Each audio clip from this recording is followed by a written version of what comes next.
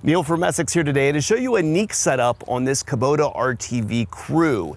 This is the 4-seat machine. It has 2 independent rows with an extendable bed that can reach out over top of that second row. But this one you see here behind me has a cab on it. And not just any cab, it has a cab with an air conditioner on it as well. So we're going to talk about this machine today. Some of the unique things here about this cab, how this whole converting system works with the doors intact. Tell you exactly where this thing is coming from and check out the air conditioner a little bit here. So come along with me here today. We'll check out this unique RTV. Essex, a helping hand with your land. So first, let's check out the cab.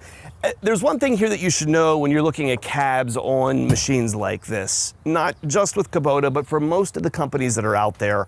Oftentimes the companies who build the base machine that you're looking at don't build many of the accessories for that unit. There's other companies out there that specialize in making the accessory kits for these machines.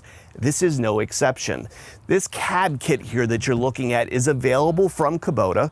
It is a part number in their catalog to install on this machine, but they don't actually build it. It's built by Curtis Industries and labeled and packaged for Kubota.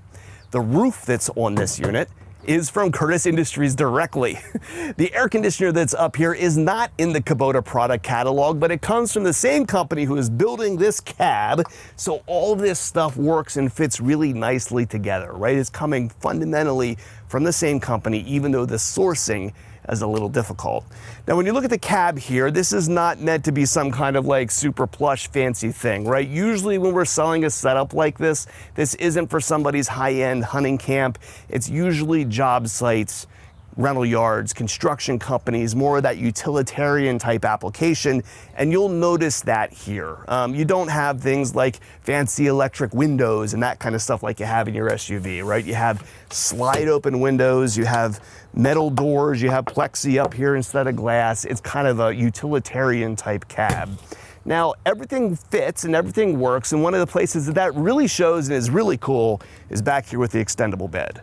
One of the things that makes Kubota's 2-row utility vehicle unique is that it can be operated in different configurations. If you want to run this for transporting people, you can have 2 full rows, but still have a small reduced size bed in the back. Or if you don't have a need for all of those passengers, or you have a need for extra cargo instead of people, you can collapse that middle row and extend the bed over top of those seats. When you look here at the back of the machine, you'll notice this looks a little funny, right? This creates some interesting problems when trying to fit a cab to this unit, and they've been able to work around all of these limitations and keep all of this functionality intact, which I think is really cool. So if I open the side door here, you're gonna notice the bed is sticking out. And we're gonna go through the process here of pulling a couple of latches here to transform this bed and watch what happens as all these pieces move around. So with our sides folded in and then the front half of the bed folded up, there's a couple latches here that we can pull. They're gonna transform the back of the machine here. So reaching up here into the top, we hit a little latch that drops down this back panel. We have another latch back here that releases this back piece and unlocks it from the seat. Then this comes back, and now this is gonna close up the rear of the machine. And now I can flip my seat down, close my doors, and I'm ready for 4 passengers. So as I've moved all these pieces around, everything to this point has been latches, right? Pull a lever and release something, move it into its new position where it will lock into another lock-in point with another latch there, except for one thing. So there are 2 butterfly latches up here on this back window that I have to reach up and attach that butterfly latch that ties the top window here to the lower piece that closes this whole thing in. So this cab system can be added to any RTV 1140 or RTV Crew.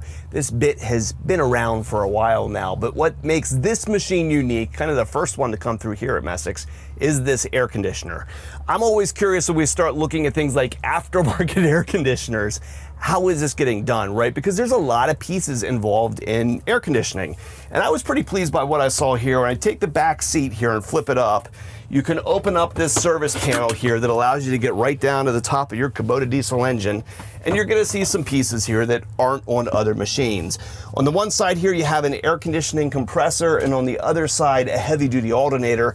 That gives you the additional electrical capacity in order to run the fans and stuff in the rooftop unit, and the compressor sits right down here. So I was pretty happy to see this. Everything is still engine-driven. It's not all tucked up into a rooftop unit. And looks really tidy. Pretty impressed by the cleanliness of this whole system. So while half of your air conditioner is down there bolted to the engine, the other half is up here on the front portion of the roof. Your condenser actually sits up there on the rooftop unit itself, and then there are fans and stuff in here on the inside. I think they were going out of their way to make sure that, like, you've got no shortage of vents, right? Because you got 2 people sitting in here and 10 vents to blow down on you, which is kind of funny. There's a 3-stage electrical switch here in the front for how fast the fan is running, and then a dial here for how cold you want the air to be. And like I said, with 10 vents up here, there's no shortage of options to put the air where you want it.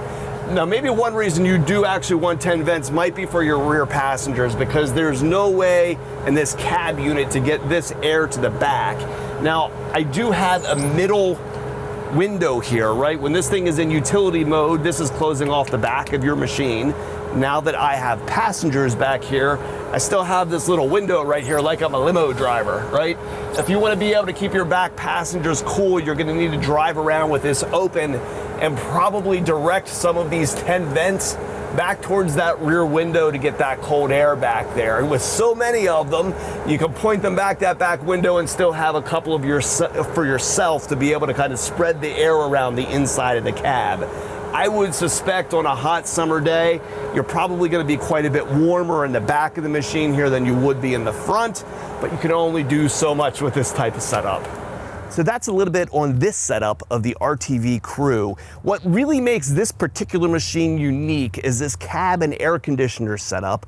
I think it's really cool to be able to see how they've addressed all the different configurations of this machine and still kept the cab intact with different swinging panels and latches and stuff. It's very well thought out, a very cool setup. If you're looking for more information about this base machine, we have covered this in other videos before that we'll link down here in the description. If you're shopping for a machine like this and we can help, or if you got parts and service needs for equipment you've already got, give us a call at Messick's. We're available at 800-222-3373 or online at Messick's.com. Jail cell. Prisoner transport. And I'm gonna look like an idiot now.